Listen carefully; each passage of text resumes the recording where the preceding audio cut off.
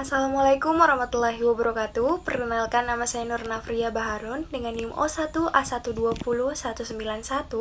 Di sini saya akan membawakan materi mengenai enzim gangguan pencernaan dan cara mengantisipasinya. Nah, tujuan saya membawakan materi ini untuk memenuhi tugas mata kuliah biokimia farmasi. Nah, adapun pokok-pokok pembahasan yang akan saya bahas, yang pertama adalah pencernaan secara umum, yang kedua adalah proses yang terjadi di masing-masing organ pencernaan, yang ketiga adalah enzim yang terlibat dalam proses pencernaan beserta fungsinya, yang keempat adalah penyakit yang terkait enzim pencernaan, yang kelima adalah prinsip penyakit yang menyebabkan kita sakit, yang keenam adalah obat untuk mengatasi penyakit tersebut dan cara kerjanya.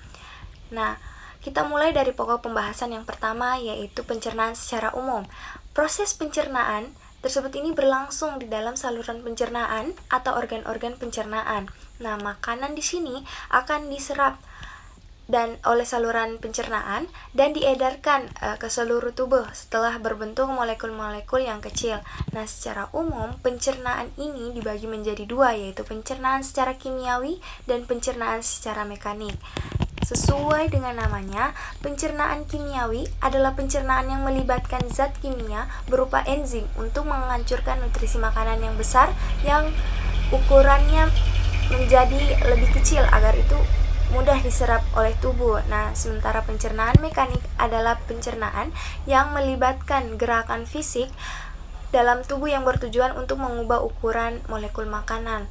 Pencernaan kimiawi dan mekanik ini sama-sama dimulai dari dalam mulut. Nah, segera setelah makanan kita konsumsi, keduanya ini saling bersinergi agar nutrisi makanan ini bisa tercerna dengan baik sehingga bisa digunakan tubuh, jaringan, dan sel sebagai energi.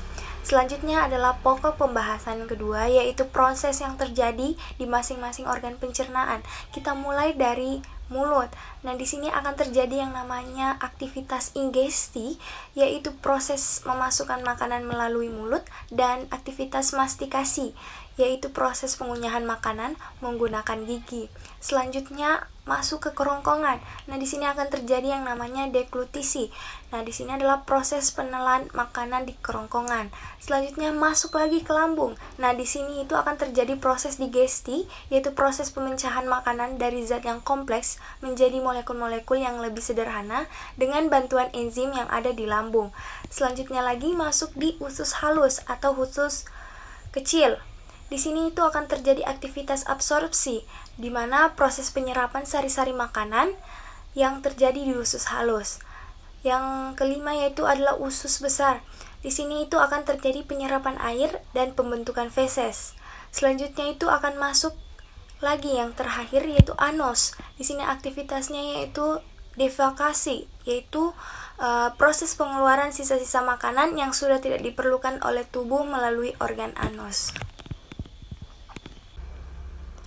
Kita masuk ke pokok pembahasan yang ketiga, yaitu enzim yang terlibat dalam proses pencernaan beserta fungsinya. Seperti kita ketahui bahwa tubuh ini kan memproduksi berbagai macam enzim pencernaan untuk memecah nutrisi di dalam makanan yang kita konsumsi agar dapat diserap. Berbeda jenis nutrisi, berbeda pula juga enzim pencernaannya. Saya mulai dengan enzim yang pertama, yaitu enzim amilase. Nah, enzim amilase ini diproduksi di kelenjar liur, pankreas, dan usus halus.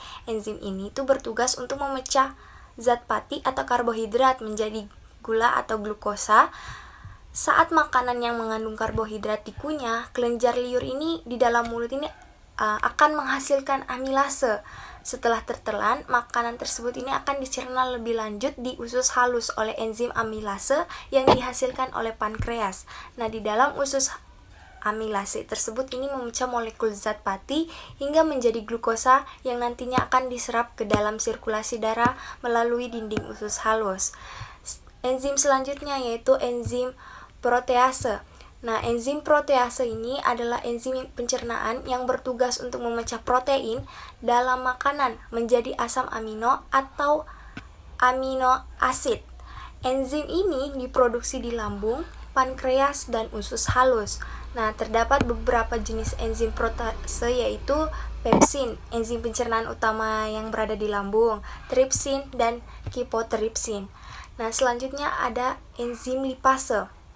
Nah, enzim ini tuh bertugas untuk memecah lemak menjadi asam lemak dan gliserol atau zat gula yang mengandung alkohol.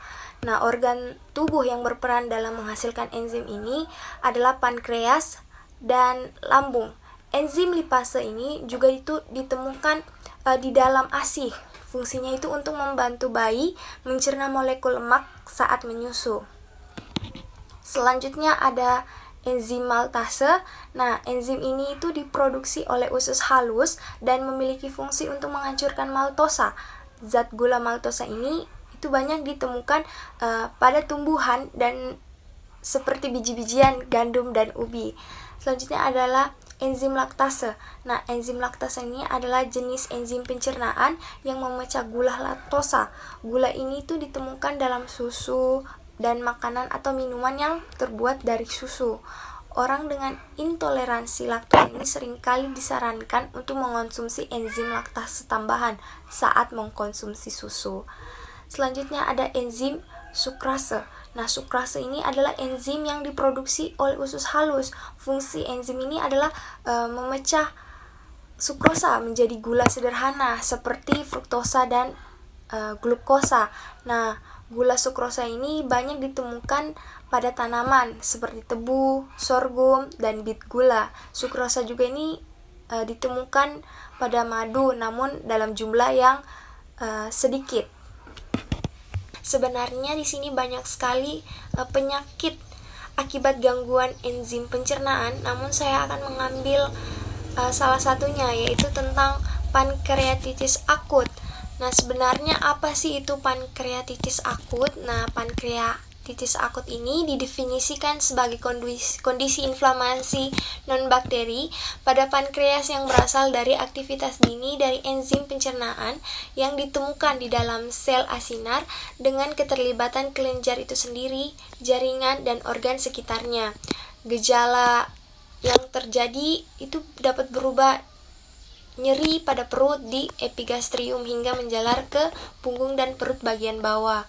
Nah, pemeriksaan penunjang itu menunjukkan terdapat peningkatan kadar lipase dan amilase. Nah, selanjutnya kita masuk ke pokok pembahasan yang kelima, yaitu mengenai prinsip penyakit yang menyebabkan kita sakit. Nah, di sini sebenarnya dalam kebanyakan kasus, kira-kira sekitar 70% pankreatitis akut ini disebabkan oleh batu empedu dan konsumsi alkohol yang berlebihan.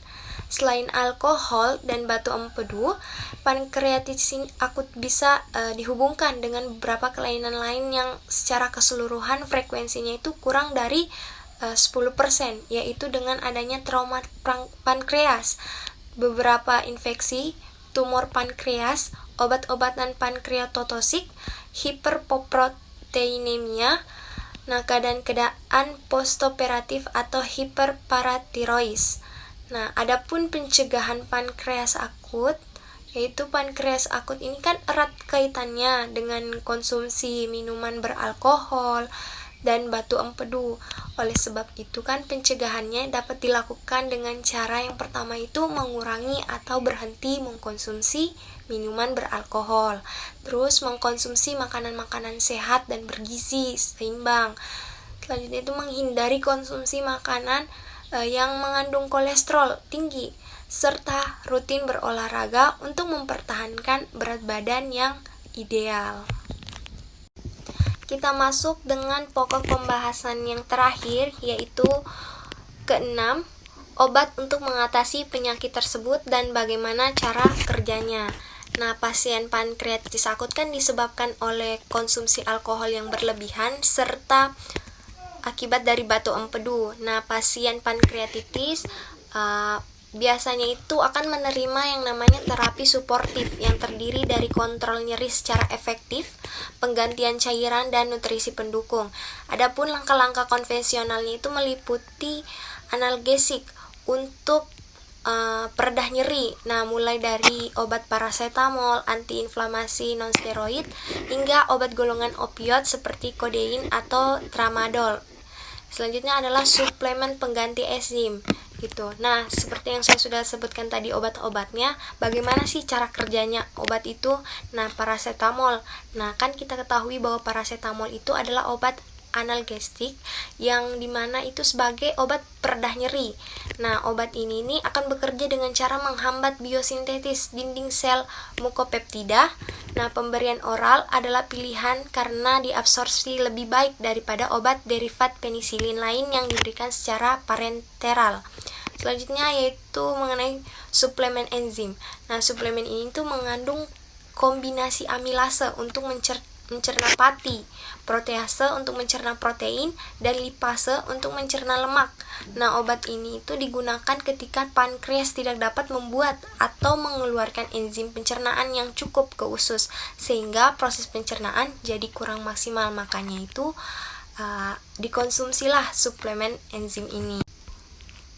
Nah, mungkin teman-teman bisa melihat sumber-sumber yang saya ambil untuk bahan materi saya pada hari ini.